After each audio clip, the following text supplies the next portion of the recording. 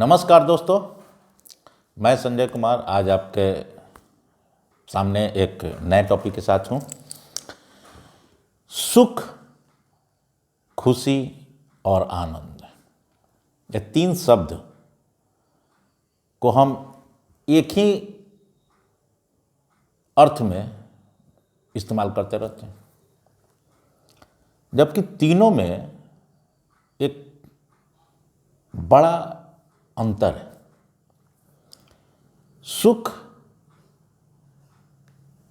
खुशी और आनंद उसी तरह से है जैसे शरीर, मन और आत्मा।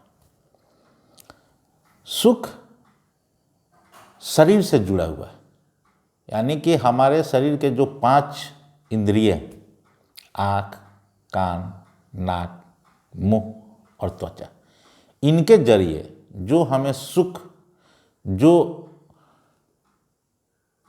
अच्छा लगता है, अच्छा अनुभूति होती है, जो अच्छी अनुभूति होती है, उसी को हम सुख कहते हैं।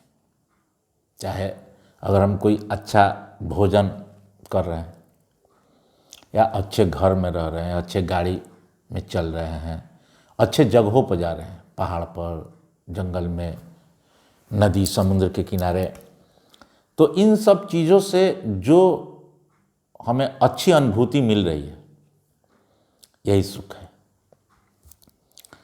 अब खुशी, खुशी जो है वो मन के स्तर पर होता है, यानी कि आप को तत्काल डायरेक्ट किसी चीज़ से कोई अनुभूति नहीं हो रही है, यानी कि कोई पहले का भी बात होगा, कोई पुरानी याद होगी, उसी को आप याद करके और आप खुश रह सकते हैं। उसके अलावा आपकी एक ऐसी मानसिक स्थिति, मन स्थिति, जिसमें कि आप पूरी तरह से कंटेंट हैं, संतुष्ट हैं, यानी कि आपको इतना पैसा आ रहा है, इतना आपका बाल बच्चा या आपका घर द्वार या आपके जो भी जिंदगी चल रहा है, उसे पूरी तरह संतुष्ट हैं, और उस संतुष्टि से जो अच्छी अनुभूति आपको मिल रही है वो खुशी है। यानी कि वो सब मिलाकर कि आप जो समझ रहे हैं वो एक अनुभूति जो आपको प्राप्त हो रही है, वो अनुभूति जो है वो खुशी हुई, जो कि तात्कालिक आपके शारीरिक अनुभूति से नहीं जुड़ा हुआ है, वो मन की स्थिति है, और उस मन के स्थिति में जो अच्छी अनुभूति आपको मिल रही है वो सुख है। अब तीसरा जो है आनंद। अब ये आनंद जो स्थिति है वो आत्मिक स्थिति है, वो आत्मा की स्थिति है, यानी कि जो सुख और खुशी है वो बाहरी परिस्थितियों पर निर्भर करती है, कि कोई भी जो है बाहरी परिस्थिति आपको उसके लिए प्रेरित करती है, और यह स्थिति डामाडोल हो सकती है, यानी कि वो स्थिर नहीं रहेगी। अगर कोई सुख भोग रहा है तो उसके विपरीत उसे दुख, कष्ट ये भी होना है। तो जब उसको बुरा अनुभूति होगा तो वो कष्ट में चला गया, सुख का विपरीत हो गया कष्ट। उसी तरह अगर कोई खुश है, उसको अगर खुशी की स्थिति में, तो उसके विपरीत भी कोई बातें उसको पुरानी याद आ गई जिससे वो उदास हो जाता है, तो खुशी की स्थिति जो है उदासी की स्थिति में बदल सकती है। उसी तरह से आपका किसी की आर्थिक स्थिति या जीवन का स्थिति जो है अच्छी तरीके से चल रही है, लेकिन अचानक कोई ऐसी दुर्घटना घटी जिसके कारण उसे कुछ नुकसान हो गया। इतना भी नुकसान नहीं हुआ कि हाँ कि उसके शारीरिक स्तर पर प्रभाव पड़ जाए, लेकिन कुछ ऐसा हुआ जिससे कि उसको कुछ फर्क पड़ा, तो उससे भी वो उदास हो जाता है।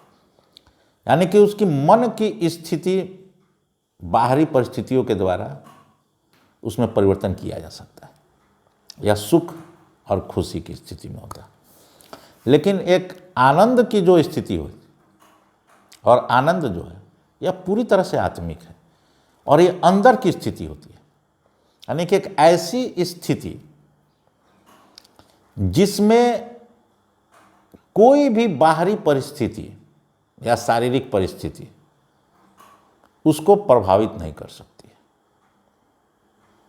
आत्मा की वो स्थिति जिसमें कि ना उसको शरीर पर कोई किसी प्रकार का प्रभाव पड़ सकता है, और ना ही उसको उसके मन पर किसी प्रकार का प्रभाव पड़ेगा, कोई भी बाहरी चीज़। यानी जैसे कि मान लीजिए कि अगर उसको भूख लगा, खाना नहीं मिला, उसके बावजूद भी उसकी स्थिति पूरी तरह से स्थिर है, ना वो दुख में है, और ना उसको कोई बहुत अच्छा भोजन मिल गया तो बहुत ज़्यादा खुशी में है, ना वो खुशी की स्थिति में है, ना उदासी की स्थिति में है, ना वो सुख के स्थिति में है, ना वो दुख की स्थिति में है। तो ऐसी स्थिति जो बाहर के किसी भी परिस्थिति से किसी प्रकार से वो प्रभावित न हो, आत्मा की वो स्थिति आनंद की स्थिति है। और यही कारण है कि आनंद का कोई विपरीत शब्द नहीं है।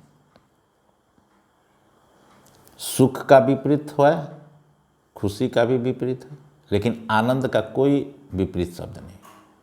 यह एक आत्मा की स्थिति है जो कि वो स्पिरिचुअल यानी आध्यात्मिक जो व्यक्ति हैं उन्हीं को इस स्थिति और इस की प्राप्ति होती है।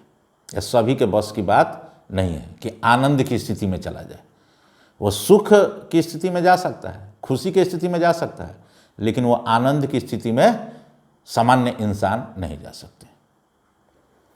धन्यवाद।